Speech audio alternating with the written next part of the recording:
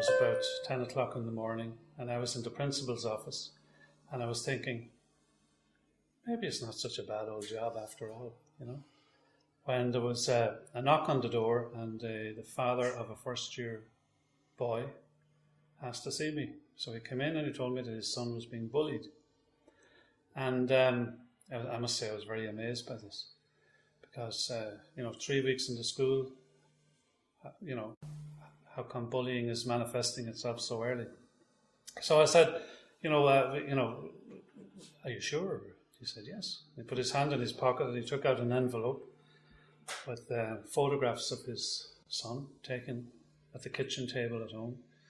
He had his shirt off and he was covered in bruises all over his chest and his arms. And I must say I was astounded. I said, are you sure this happened at the school? He said, yes, because I know who did it. He said it was a fellow student of my son's who was in the same primary school as him. So I said, well, look, I'm going to give this my utmost priority, and I'll ring you this evening and have my guarantee this is not going to continue. So off he went. So I sent for the boy he named as the perpetrator of this. And as I was waiting for him to come to the office, I was thinking to myself, looking back on it now, I was very angry, because I felt kind of personally responsible to those parents who had handed over their child's welfare and security to me, and I had, the principal of the school, I had let him down, obviously. So I was going to make sure that this didn't happen again. So I was weighing up in my mind whether I would suspend him for 3 days, and then I thought, no, I'll suspend him for a week, because that will send a signal to everybody in the school. Don't come into the school and bully people. So as I was waiting for him to arrive, something came into my mind. What about this restorative business? And we had little cards printed for the staff with the restorative questions on them. And I looked through the desk and I found my card with the questions. So I thought, well, maybe I should try these. So the boy arrived in, and I welcomed him and asked him how is he getting on. And I said, well, have you any idea why I sent for you? He said, yes. I said, why? Because I've been bullying the other boy. Okay. So I looked down at my questions and I said, what happened? And he began to tell me. What were you thinking at the time? He told me that. Who has been harmed by this? And he investigated the impact on the boy himself and his parents and his brothers and sisters and the other first years and the school personnel, etc., etc. But a most amazing story emerged, because it appeared that when he was in the primary school some months earlier, he had been bullied himself by another student, and he had made up his mind when he came to the secondary school that he was going to take on the persona of the bully. So, certainly not justified behaviour, but, there was a certain logic to it. And then we came down to the end, what do you need to do now to put things right? So immediately he said, I'm sorry for doing this, and it was a very genuine apology. And I said, well, I'm going to leave you with that to think about it, so I'll invite you to sit outside my office then. And then I sent for the boy who had been bullied.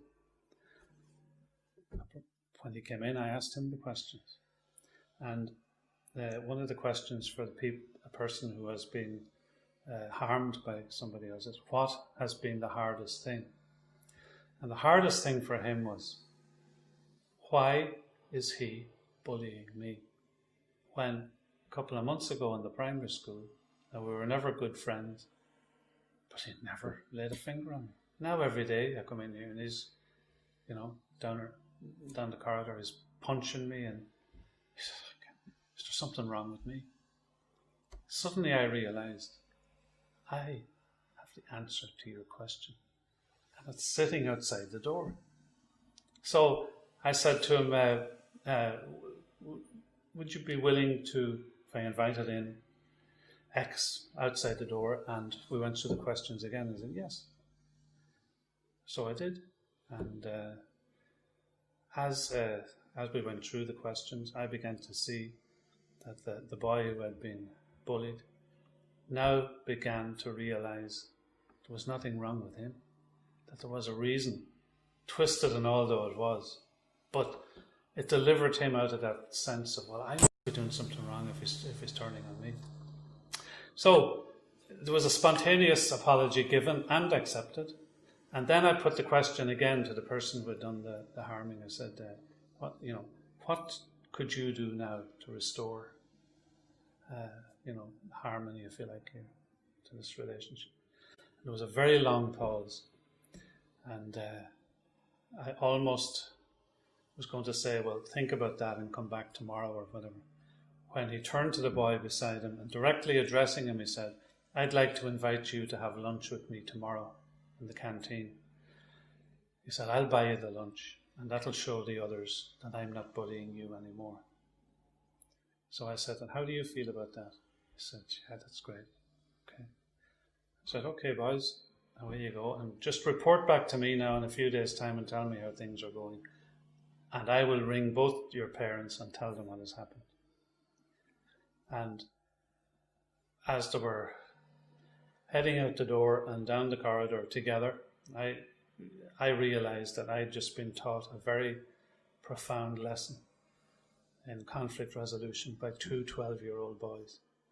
Just by staying out of the conflict and facilitating them with the proper questions and prompts and supports. So that was a eureka moment for me in my whole work as a restorative practitioner or a mediator, or call it what you like, as a human being.